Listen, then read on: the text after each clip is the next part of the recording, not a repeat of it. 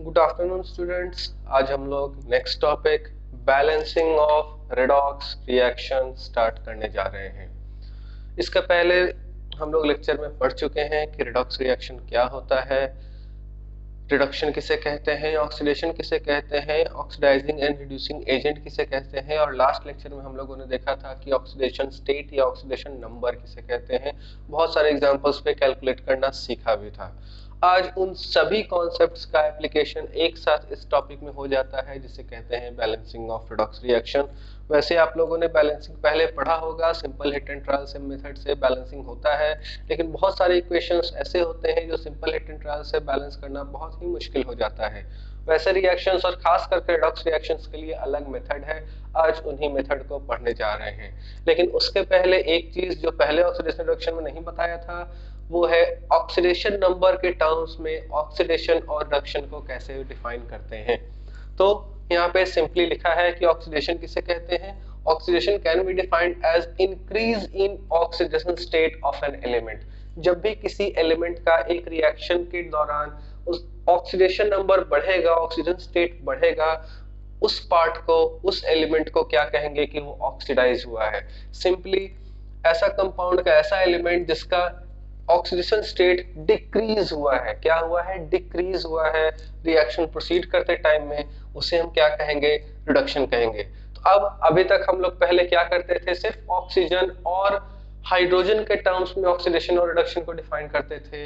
अब इस रिएक्शन में एक बार पहले ट्राई करते हैं ऑक्सीडेशन नंबर के टर्म्स में इसको कैसे एक्सप्रेस कर सकते हैं। तो इसके लिए सबसे पहले क्या करना होगा, यहाँ पे जितने भी एलिमेंट्स हैं उन सभी का ऑक्सीडेशन स्टेट उसके जस्ट ऊपर इंडिकेट करना होगा, वो पूरे रिएक्शन के टाइम में हम लोगों का हेल्प करेगा। तो पहले वो कर लेते हैं। आप लोगों को पहले भी बता चुके हैं, फिक्स है ऑक्सीजन का, ये है -2, जो फिक्स है पहले उसको लिख लेते हैं, ये है -2, ये है +1, एलिमेंटल स्टेट 0, ये भी 0, वाटर में -2 और ये +1, यानी बाकी क्या रह गया है, ये बाकी रह गया है। फिर से algebraic sum is equal to करेंगे तो x + 3 into +1 is equal to 0, तो ये -3 आ जाएगा, और similarly x - 2 is equal to 0, तो ये +2 आ जाएगा। तो ये सारा ऑक्सीडेशन स्टेट हम लोगों ने लिख लिया।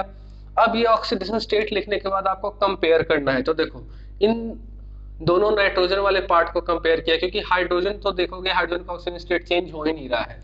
सबसे पहले उसका पेयरिंग कर लो जिस एलिमेंट का ऑक्सीजन स्टेट चेंज हो रहा है रिएक्शन के टाइम में। तो स्टेट चेंज हो रहा है एक नाइट्रोजन का और दूसरा कॉपर का, इन दोनों जगहों पर। बाकी एलिमेंट से अब हमको मतलब नहीं है। तो अब नाइट्रोजन, इन दोनों नाइट्रोजन को देखोगे तो पर एटम काउंट किया जाता है, ठीक है, एक एटम के लिए। इसके एक एटम का स्टेट क्या था, -3, इसके एक एटम का स्टेट क्या था, 0।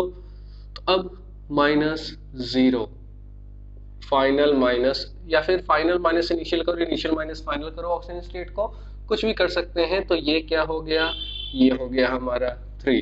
सिमिलरली यहाँ भी करोगे तो 2 - 0 इज इक्वल टू 2। तो यहाँ क्या हो रहा था, माइनस से 0 होना, इसका मतलब क्या हो रहा है, माइनस से कोई चीज 0 हो रहा है मतलब इंक्रीज हो रहा है, और इंक्रीज इन ऑक्सीडेशन स्टेट का मतलब क्या हुआ, ऑक्सीडेशन। तो ये वाला हमारा जो पार्ट था ये क्या था, ये ऑक्सीडेशन पार्ट था, और ये क्या था, ये रिडक्शन पार्ट था। क्लियर है। पहले जो कॉन्सेप्ट से समझे थे उस कॉन्सेप्ट से भी अगर इसको अप्लाई करोगे तो यहाँ पे साफ साफ दिख रहा है कि ये कॉपर से ऑक्सीजन बाहर गया है तो ये रिडक्शन होगा, इस नाइट्रोजन में हाइड्रोजन बाहर गया है तो ये ऑक्सीडेशन होगा। क्लियर है, उस कॉन्सेप्ट से भी और ऑक्सीडेशन नंबर वाले कॉन्सेप्ट से भी। तो अब ये अभी तक क्या बता रहे थे, अभी तक आपको बता रहे थे कि ऑक्सीडेशन और रिडक्शन को ऑक्सीजन स्टेट के टर्म्स में कैसे लिखते हैं। अब हमारा जो पहला मेथड है उस मेथड का नाम है ऑक्सीडेशन नंबर मेथड। अब इस ऑक्सीडेशन नंबर मेथड में हम लोग क्या करते हैं, तो जो काम अभी तक हम लोग कर चुके हैं इस रिएक्शन में उतना तो आपको दोनों ही मेथड्स में करना है, वो कंपलसरी है। सबसे पहले कोई भी रिएक्शन मिलेगा उस रिएक्शन में आपको सभी का ऑक्सीडेशन स्टेट लिखना है। ऑक्सीजन स्टेट लिखने के बाद आपको कंपेयर करना है किसका चेंज हो रहा है, और उसके अकॉर्डिंग ऑक्सीडेशन और रिडक्शन दोनों पार्ट को लिख लेना है इस तरीके से ऊपर में ही। इस तरीके से लिख लिया तो बहुत सारी जगहों पे क्या किया रहेगा, इसको अलग रिएक्शन के टर्म्स में लिख देंगे इस तरीके से ये हैबिट बना लो, बेटर ही रहता है। नहीं, कुछ लोग नहीं भी करते हैं तो कोई प्रॉब्लम नहीं है। बेसिकली हमको तो इसी दोनों पार्ट से काम है। ये जो पार्ट है हमारा, यही पार्ट क्या है, ये रिप्रेजेंट कर रहा है रिडक्शन का पार्ट और ये रिप्रेजेंट कर रहा है ऑक्सीडेशन का पार्ट। ठीक है, आपके एनसीईआरटी में भी कुछ इसी तरीके से दिया है। इसमें आप लोग जब देखोगे तो यहाँ पे जो चेंज हो रहा था, तो change in oxidation number, change in oxidation number, इसमें भी चेंज इन ऑक्सीडेशन नंबर। इस इक्वेशन में जो चेंज इन ऑक्सीडेशन नंबर है वो क्या आ रहा था, वो आ रहा था हमारा 2, और यहाँ पे जो चेंज इन ऑक्सीडेशन नंबर है वो क्या आ रहा था, वो आ रहा था 3। यहाँ पे एक और चीज लिख सकते हो, पर एटम, ये हमने पर एटम के लिए कैलकुलेट किया है। क्लियर। तो अब इसके बाद सबसे पहला काम रिएक्शन लिखा, दूसरा काम सबका ऑक्सीडेशन नंबर लिखा। ऑक्सीडेशन नंबर लिखने के बाद ऑक्सीडेशन और रिडक्शन को अलग अलग आइडेंटिफाई किया। आइडेंटिफाई करने के बाद दोनों को अलग नीचे लिख लिया, ऑक्सीडेशन हाफ और रिडक्शन हाफ करके, और दोनों में चेंज इन ऑक्सीडेशन नंबर पर एटम लिख लिया। नेक्स्ट स्टेप हमारा होता है कि इस चेंज इन ऑक्सीडेशन नंबर को आपको इक्वल करना है, इक्वेट करना है।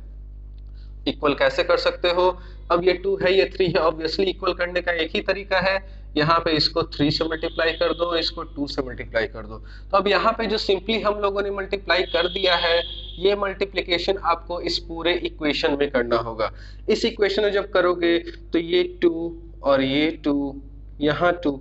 अब देखो प्रॉब्लम क्या होगा, हमने तो पर एटम के लिए काम किया था और यहाँ पे पहले से ही N2 प्रेजेंट है कि नहीं, ये पहले से ही N2 प्रेजेंट है।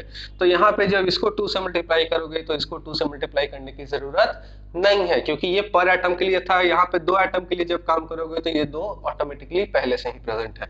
अब इसको अप्लाई कर दो फाइनल इक्वेशन में, इसके अकॉर्डिंग जो भी यहाँ मॉडिफिकेशन हुआ है उसको अप्लाई किया। अप्लाई करके दोबारा से इक्वेशन लिखेंगे तो 2CuO प्लस 2NH3, सॉरी इसमें तो 3 से मल्टीप्लाई किया था ना, यहाँ मिस्टेक हो गया, ये 3 होगा, हम लोगों ने यहाँ 3 से मल्टीप्लाई किया था। तो 3CuO प्लस 2NH3, ऊपर में 3Cu plus N2 plus H2। तो अब देखो जब ये रिएक्शन लिख दिया है तो इस रिएक्शन के अकॉर्डिंग अब हमारा कॉपर बैलेंस हो चुका है, हमारा नाइट्रोजन बैलेंस हो चुका है, बाकी क्या है हाइड्रोजन और ऑक्सीजन। ऐसे केसेस में हमेशा पहले ऑक्सीजन को बैलेंस करो। ऑक्सीजन यहाँ पे कितना है 3 एटम, तो यहाँ पे बैलेंस करने के लिए यहाँ 3 से मल्टीप्लाई करना पड़ेगा। जब ऑक्सीजन बैलेंस हो गया उसके बाद हाइड्रोजन को देखते हैं। Most of the time oxygen balance करते ही हाइड्रोजन खुद बैलेंस हो जाता है। जैसे यहाँ चेक करोगे तो 3 × 2 6, यहाँ भी 3 × 2 6, ये हमारा रिएक्शन बैलेंस हो गया।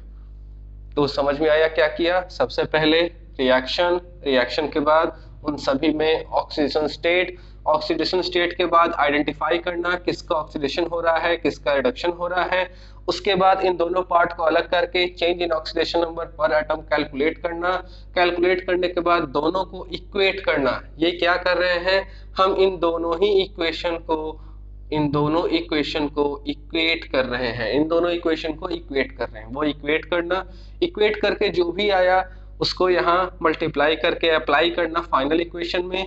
फिर हाइड्रोजन और ऑक्सीजन जो बैलेंस नहीं हुआ था अभी तक उसको फाइनली बैलेंस करना। यही था हमारा ऑक्सीडेशन नंबर मेथड। ये एक जनरल न्यूट्रल मॉलिक्यूल्स के केस में था, इसी में एसिडिक और बेसिक और भी इंक्लूड होता है। पहले इसको समझ लीजिए, नोट डाउन कर लीजिए। आई होप आपको लास्ट एग्जांपल समझ में आया होगा। अगर नहीं भी आया तो फिर से हम लोग एक दूसरा एग्जांपल यहाँ पे सॉल्व कर रहे हैं। इस एग्जांपल में जब देखेंगे तो कॉपर HNO3 के साथ रिएक्शन करके copper nitrate plus NO2 plus H2O का फॉर्मेशन कर रहा है। तो फिर से हमारा सबसे पहला जो स्टेप है, स्टेप 1 हमारा क्या हो जाएगा, सभी का ऑक्सीडेशन नंबर फाइंड आउट करना। तो यहाँ पे इसका ऑक्सीडेशन नंबर क्या है 0, इसका ऑक्सीडेशन नंबर कैलकुलेट किया था, इसका ऑक्सीडेशन नंबर क्या आएगा +5। अगर इसको प्रॉब्लम है तो यहाँ सॉल्व कर ही लो, 1 + x + 3 × -2 = 0, यहाँ से x = 5 आता है, वही 5 लिखा था। अब देखो आप लोगों के मन में ये भी प्रॉब्लम हो सकता है कि सर नाइट्रोजन यहाँ भी है यहाँ भी है, तो फिर से देखो नाइट्रेट आयन यहाँ भी और नाइट्रेट आयन यहाँ भी, तो यहाँ भी जो नाइट्रेट का इस वाले पार्ट का जो वैलेंसी होगा वो तो सेम ही होगा जो यहाँ पे है, तो इसका जो वैलेंसी होता है वो -1 होता है। तो इस अकॉर्डिंग जब कॉपर का आप लोग x ले लीजिएगा तो ये क्या हो जाएगा, x - 1 इज इक्वल टू 0। तो और सॉरी 2 है ना पार्ट इसका, इंटू 2 करना होगा, तो x इज इक्वल टू क्या हो जाएगा 2। तो यहाँ से Cu का वैल्यू फिर से 2 आएगा। ये समझ में आ रहा है, क्योंकि फिर से इस आयन का जो चार्ज है वो चार्ज क्या आने वाला है, वो चार्ज -1 आने वाला है। क्यों? क्योंकि इस हाइड्रोजन को हटा दोगे और x का वैल्यू 5 पुट करोगे तो इस पूरे का वैल्यू क्या आ जाएगा यहाँ -1, क्योंकि ये 1 हटाया तो बेसिकली यही तो -1 में कन्वर्ट होता है। तो ये -1 चार्ज NO3 के लिए आया है, और NO3 के लिए जब -1 आया है तो -1 × 2 -2x - 2 इज इक्वल टू 0। या फिर अगर आपको प्रॉब्लम है तो यहाँ पे नाइट्रोजन के जगह पे 5 पुट करो और फिर से इसको x पुट करके सॉल्व करोगे तब भी ये 2 ही आएगा। अब यहाँ नाइट्रोजन, इस नाइट्रोजन का क्या स्टेट है, ये अलग है। अब ये NO3 नहीं NO2 है, इसके लिए सॉल्व कर लेंगे। फिर से नाइट्रोजन को x मान लिया, ऑक्सीजन तो वही रहेगा 2 × -2, लेकिन इस बार इज इक्वल टू 0, तो यहाँ से x इज इक्वल टू क्या आ गया 4, तो ये हमारा +4। क्लियर है? ऑक्सीजन का नहीं लिखे हैं, क्यों? क्योंकि ऑक्सीजन तो हर जगह -2 के स्टेट में रहेगा, हाइड्रोजन हर जगह +1 के स्टेट में रहेगा, तो उसको लिखा नहीं लिखा एक ही बात है। और यहाँ पे ये 2 जो लिखा है ये 2 कॉपर के लिए है, नाइट्रोजन के लिए नहीं है, क्योंकि नाइट्रोजन का तो यहाँ पे +5 ही होगा। तो अब देखो लिख ही दो यहाँ पे, इसका भी नाइट्रोजन का +5 ही होगा और ये +2 हमारा कॉपर के लिए है। तो देखो हमेशा हम लोग क्या देखते हैं, सबसे पहले ऑक्सीडेशन नंबर जब लिख दिया तो लिखने के बाद क्या करना है, लिखने के बाद हम लोगों को करना है कि चेक करना है किसका चेंज हो रहा है। तो यहाँ देखो 0 से +2 इसका तो चेंज हो रहा है, यहाँ पे +5 यहाँ पे +5, यानी इन दोनों के अकॉर्डिंग चेंज नहीं हो रहा है। चेंज किसके अकॉर्डिंग हो रहा है, इन दोनों के अकॉर्डिंग चेंज हो रहा है, क्योंकि यहाँ पे +5 है और यहाँ पे +4 है। तो अब 0 से प्लस यानी इंक्रीज हो रहा है, इंक्रीज इन ऑक्सीडेशन नंबर हमारा क्या है, ऑक्सीडेशन। तो ये पार्ट हमारा क्या है, ऑक्सीडेशन पार्ट है, और ये पार्ट +5 से +4 हो रहा है, यानी ये पार्ट हमारा क्या है, रिडक्शन पार्ट है। आई थिंक यहां तक क्लियर होगा। इसको रब कर रहे हैं।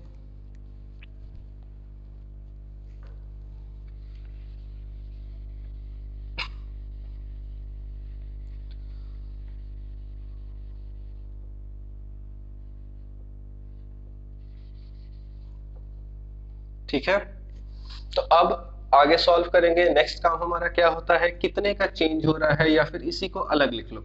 इसको जब अलग लिखेंगे तो ऑक्सीडेशन पार्ट के लिए क्या लिखेंगे, ऑक्सीडेशन पार्ट के लिए लिखेंगे Cu कन्वर्ट हो रहा है CuNO3 होल ट्वाइस में, ठीक है।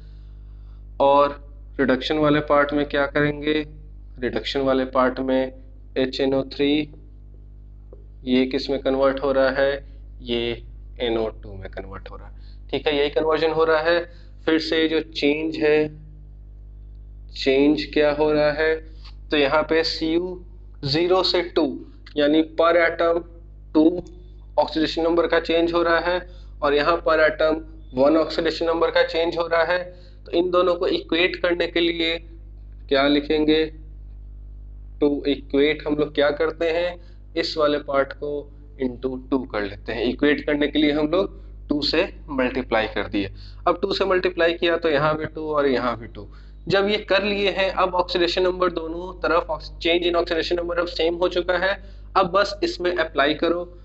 चलो यहीं इस बार अप्लाई करते हैं, या फिर अलग ही लिख देते हैं। चलो Cu प्लस 2HNO3 ये कन्वर्ट होगा CuNO3 whole twice plus 2NO2 plus H2। अब इसमें बाकी क्या रह गया, तो कॉपर तो हमारा बैलेंस हो चुका है, लेकिन अभी प्रॉब्लम क्या है कि अब देखो इधर NO2 का 2 मॉलिक्यूल है और यहाँ पे NO3 भी इतना सारा है। तो अब इसके लिए क्या करना होगा, तुम लोग सोच रहे होगे कि सर ये तो इसके अकॉर्डिंग हुआ, अभी तो ये बैलेंस हुआ है नहीं। तो हाँ, इसको बैलेंस करना पड़ेगा। और इसको बैलेंस करने के लिए क्या करना पड़ेगा, इसको बैलेंस करने के लिए साफ दिख रहा है कि 2 नाइट्रोजन यहाँ पे एक्स्ट्रा आ रहा है, तो इसको यहाँ 2 से चेंज करके क्या करना होगा, 4 करना होगा। इसको जैसे ही 4 करेंगे तो अब चेक करो कॉपर डिस्टर्ब नहीं हुआ है इसको 4 करने से, नाइट्रोजन बैलेंस हो चुका है, नाइट्रोजन का 4 एटम इधर भी, 2 एंड प्लस 2 4 इधर भी। बाकी क्या रहा, ऑक्सीजन। ऑक्सीजन इधर काउंट करेंगे तो 4 इंटू 3 इस साइड हमारा 12 ऑक्सीजन है, और इस side 3 into 2 6 plus 4 into 2 sorry 2 into 2 4, 6 plus 4 10 हो गया, और यहाँ पे प्लस 1 11। तो यानी कि सबसे बेस्ट क्या है इसमें, अगर हमने 2 से मल्टीप्लाई कर दिया तो ये 2 बन जाएगा और ये दोनों इक्वल हो जाएगा, है कि नहीं। और इसको बैलेंस करने से जरा ध्यान दो, हाइड्रोजन का 4 क्वांटिटी था, ये भी 4 हो गया। तो ऐसा करने से हमारा पूरा का पूरा रिएक्शन ही बैलेंस हो चुका है। समझ में आ रहा है क्या हुआ। फिर से वही काम किया है, फिर से सबसे पहले ऑक्सीडेशन नंबर सभी में पुट किया। ऑक्सीडेशन नंबर पुट करने के बाद किसका ऑक्सीडेशन किसका रिडक्शन हो रहा है ये यहाँ पे आइडेंटिफाई कर लिया। आइडेंटिफाई करने के बाद दोनों रिएक्शंस को अलग कर लिया। रिएक्शंस को अलग करने के बाद क्या ऑक्सीडेशन नंबर में चेंज हो रहा है उस चेंज को डिनोट कर लिया। फिर उस चेंज को इक्वेट करने के लिए किस कांस्टेंट से किस इक्वेशन मल्टीप्लाई करना है वो मल्टीप्लाई कर लिया। मल्टीप्लाई करने के बाद फिर से इसमें पुट किया, पुट करने के बाद हमारा ये आंसर फिर से आ गया। तो ये था हमारा oxidation number method. I hope आप लोगों को समझ में आया होगा। और भी कोई डाउट है, कोई भी क्वेश्चंस है आपका इस मेथड से रिलेटेड या रेडॉक्स बैलेंसिंग से रिलेटेड, आप कमेंट सेक्शन में पूछ सकते हैं। इसके बाद हम लोग next method ion electron method पे जाएंगे। वो मेथड ज़्यादा रिलायबल है, अकॉर्डिंग टू मी ज़्यादा इजी भी है, और उसमें हम लोग एसिडिक मीडियम बेसिक मीडियम सारा कुछ सॉल्व करना सीखेंगे। तो उस मेथड के लिए मिलते हैं नेक्स्ट लेक्चर में। तब तक के लिए बाय।